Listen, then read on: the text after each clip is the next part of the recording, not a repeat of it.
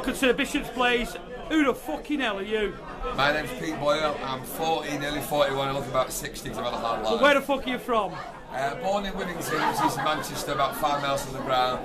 Raised in Old Trafford, Altrincham, and I live back in Sale now, which is about 4 stops on the tram from Old Trafford. Okay, do you remember your first game as United player, as United fan? I knew it was November '75, so obviously I was 5 in the April, so it was Aston Villa at home in a league game, and I was quite lucky because I went to Wembley, Hillsborough for the semi and Wembley when I was only 6, 7 years old. A lot of people my age didn't go to games like that until they were about 13. In them days, we didn't get to Wembley very often, so I went quite an early age. Look, our Dallas resident Gordon Hill, king of all Cockneys, will be pleased to hear that, so that's very nice. Hey, who's your favourite player? Past or present? My original favourite player was from that era. It was Jimmy Greenough. I love Robson, I love Whiteside, obviously, because my first era was the Dockinson team. Broke up, it was obviously sex. I love Macari, but Jimmy Greenough stood out, and then moved on, obviously, to Robbo and Whiteside, but Cantona changed all that. I love all the other players still, but Eric's obviously, yeah. Alright, okay. First, next question. Dennis Law, Eric Cantona. Which king? I know older people than me will say Dennis, and my dad loved Dennis Law. I called him Cheeky Dennis, and my dad took me to the games. Well, Eric for me, but if I ever ask my all-time 11, I say players I've seen, and I didn't see Dennis. I know he was awesome and all that, but it's Eric for me. Right. Most memorable moment as a United fan? Apart from doing this interview, obviously, it was. It's just been games-wise, it was probably the '85 Cup final when we were up against it when Kevin Moran got sent off. Big Norman. And Big Norman got the ball, and I was shouting, "Pass it to Strachan," and he scored. We all did.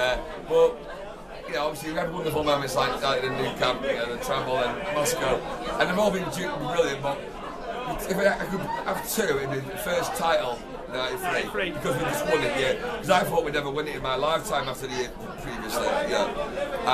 And 85 Cup final. I remember that season standing in a scoreboard paddock with you, singing "Always Look on the Bright Side of Life," reminiscent of Rotterdam '91, but it kind of carried on while the Stretford end was getting rebuilt. What a great season that was. The thing is, my dad always used to say, it's quite ironic really, but the years of United's most vocal support in the ground didn't witness the championship. After the Stretford had been redeveloped, we won our first title in so long, 26 years. But they were great days. Stretford and United Road paddock, where an all-stand now is, and of course the scoreboard and the scoreboard paddock.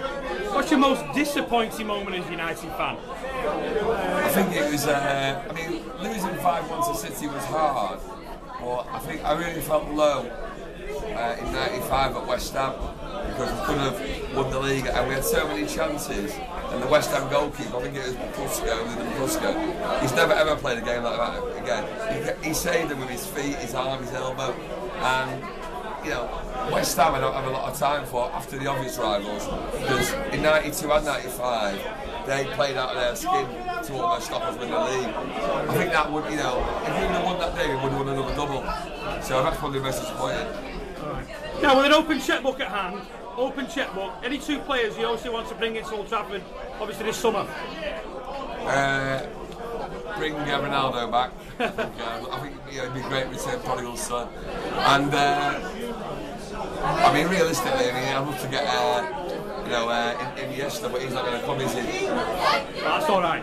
Well, okay, so from the banks of the River Irwell, shores of Sicily, from the Londoner pub in Addison, Texas, and right here in the Bishops Blaize, your second home, or third home after next door. United fans worldwide sing songs, most of them written by yourself. Of all of them, do you have a favourite chant? Yeah, my favourite ever song is not one of mine. It's to me the ultimate United anthem. It's Proud of All Europe. Because when I was a kid, that was the one song that I don't go for this. We should have an anthem like "Never Walk Alone" or "Blue Moon." If United fans sung "Proud of All Europe" so slow, it is so amazing. One of those teams like you see now and then. We often score 6, but we seldom score 10. We'll beat them at home and we'll beat them away. We'll kill any bastard that gets in our way. We are pride of all Europe. the cock of the north. We hate the Scousers, the Cockneys of course. At least we are United without any doubt. We are the Manchester boys. So much so, on my shoulder, I've got tattooed. We often score 6, but we seldom score 10. But I can't show you that, for a bit overweight. Now, for all our American fans who you're quite famous over there for obvious reasons, but I will ask you, you have a website that promotes your CDs, and if you've got one with you, you'd like to show everybody over there in Texas and the rest of the United States, apart from Florida where the Glazers are, to how they can get your latest CD and future CDs. Well, all my CDs, I've had 9 albums out now. It's peteboyle.co.uk, and it's all PayPal, it's all secure payment, and each CD contains usually, this has got 47 tracks, 1 hour 20 minutes. Each CD has songs about old players and new players. It's quite a good mix, like Jimmy Greenough to Brian Robson to Chikorito, up to even Tom Cleverley, who unfortunately went on loan to Wigan after I'd already put it on the album. But I like to try and be up to date. And then all the songs, all the albums are available on my website. Alright. Do you think Carlos Tevez smells as bad as he looks? I think he's a troubled guy who's earns a lot of money, not very bright, but he's very badly advised. And I think he'd love to come back to Old Trafford, but we don't want him anymore. He's tarnished it. And he should have stayed at a big club. All right, a couple of more questions, Pete, and we really appreciate your time. We know you're going to get back to the masses and conduct the choir. I will ask you, when Sir Alex Ferguson eventually retires, who do you think United are going to get to replace him? Absolutely no idea. I think it's. I wasn't keen on Mourinho originally, but I think he's made all the right noises since. And I think what he achieved at Inter was more impressive than Chelsea with the straits of funds. And I know a lot wouldn't like him, but I think he's a winner, and I think he likes United. All he ever does is respect us. I think David Moyes is possibly the outsider. He's probably the last of the Shankly, Steen, Busby, Ferguson clan, being Scottish and fiery. But I don't know. I think Ferguson will go for another 25 years. And as far as this season goes, as far as the accomplishments, we don't want to put a moxie on it. Where do you see United ending up at the end of the season? I just want number 19. I'd love it if we could obviously knock City out and win number 19, knock City out.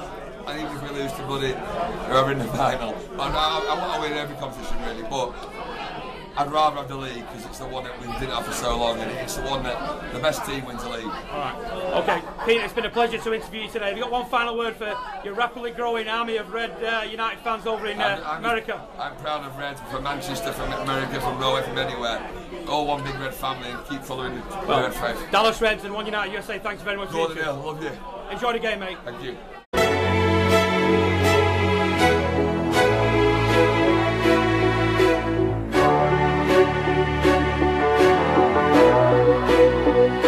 For each your own, for every man a religion.